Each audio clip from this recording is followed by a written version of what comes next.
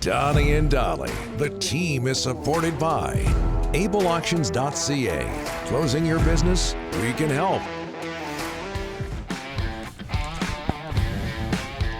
It is Tuesday, and all today's guests brought to you by, and that includes Craig Button, standing by. Brought to you by the Waddling Dog Pub. Their 50-seat patio is open 7 days a week with a new menu coming soon featuring the Donnie and Dolly cocktail. Swing by their attached liquor store to pick up your Donnie and Dolly swag. There are countless reasons to come, sit, and stay at the Waddling Dog. Joined now by TSN Scouting Director, 8 days away from the NHL entry draft, Craig Button. Thanks for doing this. How are you, sir? Good, Donnie. Quick question for you and Rick. Is that cocktail sweet or sour? Rick's in charge of the ingredients. You'd have to ask him. Sweet, my friend. Sweet. Like Rick. Not that there's anything wrong with sour. I just wanted to know what direction you were headed in. Yeah. Well, sweet. Always sweet, Craig. That's the word. It's going to be sweet. Some people think that buying out OEL was a sweet move by the Canucks. Others don't agree with that. We haven't had you on since Friday, Craig. Obviously, what was your opinion of that move by the Canucks? Necessary, and when you're trying to create cap space, there's different ways to do it. Now, when you're paying out just about $20 million over 8 years, no owner wants to do that, and certainly you could understand why.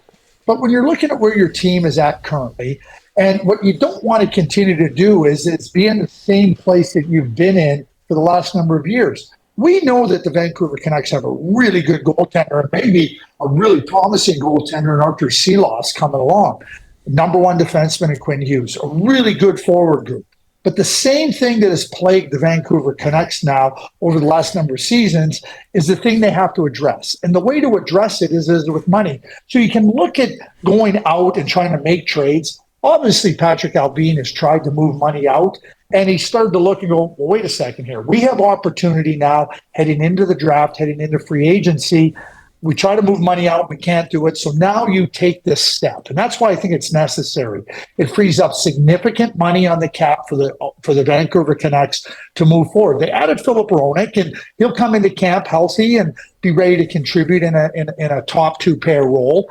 Now you have an opportunity with the money you save on the cap with Oliver Ekman-Larsson's buyout to be able to go and explore not just free agency options, but also trade options. And the Vancouver Canucks don't want to find themselves in the same spot that they have been. Okay, we move along, we find a way, whether it was Travis Green, whether it was Bruce Boudreau, or now Rick Tocchet, I think it's very clear what the issue is. And I think by buying out Oliver Ekman-Larsson, who very clearly is a bottom pair defenseman now, they don't need that.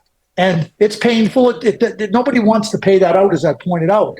But I think it's necessary. And I think this affords a really good, strong opportunity for the Vancouver Canucks to address the biggest area of need. You mentioned OEL. He's 31 years old, just 31 years old. Craig, what happened to his game, and do you think he'll be able to some extent, resurrect his NHL career?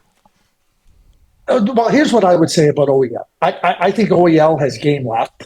It's just not commensurate with the salary he was getting. I mean, when he signed that contract, it was a significant long-term contract. And certainly the Arizona Coyotes, when they signed it, felt that there was a real opportunity for him to be able to play or close to that level. It became very clearly evident. It probably became evident when Rick Tocchet took over in Arizona that may not be able to come to fruition. And now Rick is now in Vancouver. I think, too, that at a different salary point, I think Oliver Ekman-Larsson can be a solid player on your team and can fit in nicely. But at that dollars, and I think also for Rick Tocchet and for Oliver Ekman-Larsson, it becomes a case of you're always trying to squeeze a little bit more or squeeze us into a round hole. And I think for both team, player, and coach, that, being able to start fresh in new environments for Oliver Ekman-Larsson with a different blue line for Rick Tocchet, I think it works well for everybody else. But I think that Oliver Ekman-Larsson on a different contract can be valuable to an NHL team. I don't think his career is over, but what he was getting paid, you were never going to be able to find value in it. And the harder you squeezed, I think you were finding out there was just less and less juice to get out of it. Craig, a lot of mystery surrounding the Russian Matvei Michkov heading. He didn't go to the Combine. He didn't do some Zoom calls with some teams. How would you treat this situation if you were a general manager right now, head of scouting?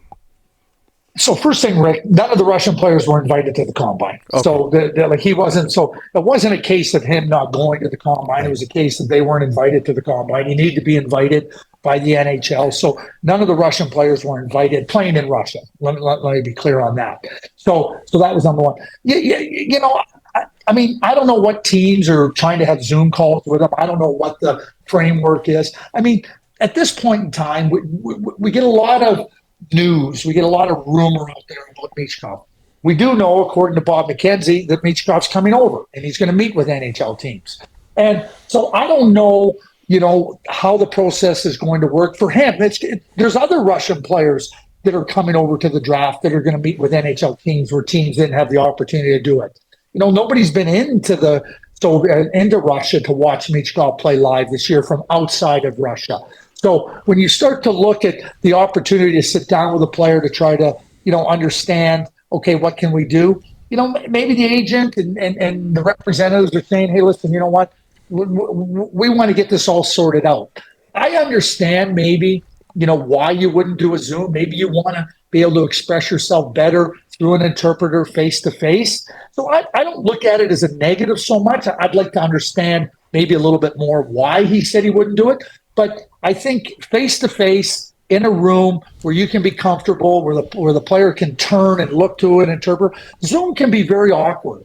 So I'm not so sure that Michkov turning down the Zoom, knowing that he's coming to North America, he's going to meet with teams in that. I don't see that as a negative. And I think we always have to be careful of some of the narratives that start to run around draft time with players and teams and what their intentions may be or what their intentions may not be, and try to go from there. And Michkov's a real talent, and we know that certainly there's some intrigue around him.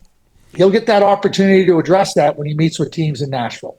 Craig, we have heard a million GMs say we got to build through the draft.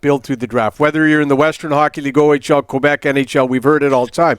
Vegas just won the Stanley Cup with one drafted player. How surprising is that for you? Well, number one, when they came into the league, they acquired a lot of draft picks. And so we can say they only had one drafted player on their team, but they used their draft picks to acquire other players.